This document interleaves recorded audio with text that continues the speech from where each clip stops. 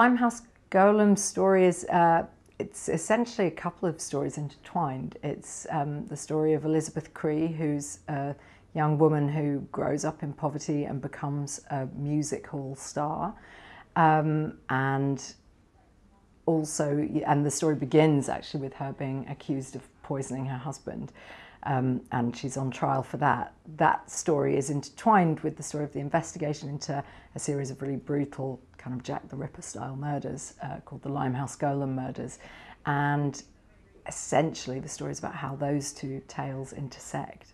When I read Jane's script, I thought it was incredible. You know, all the good stuff where you were hooked on every page.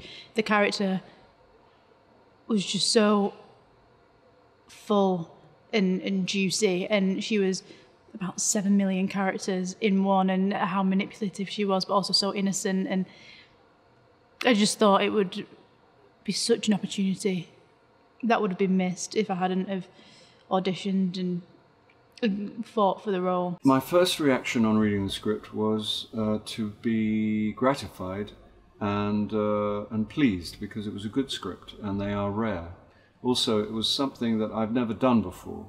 I've never been involved in a film of this kind in terms of the period and in terms of the style. The genius stroke, I think, is that Jane has just adapted the book so well and kept that kind of brilliant intrigue that's there in the novel. I read it and I whizzed through the pages of the script and I was like, oh my God, this is so insane. I want to be part of this. Yeah, I'm excited for audiences to see the Limehouse Golem. I think it's a very hard one to nail down genre-wise. I think it's a hybrid of many genres. I think it's it has elements of a whoddunit, almost genre horror elements, but also this incredible human story, and it wrong foots you. I hope that the film does.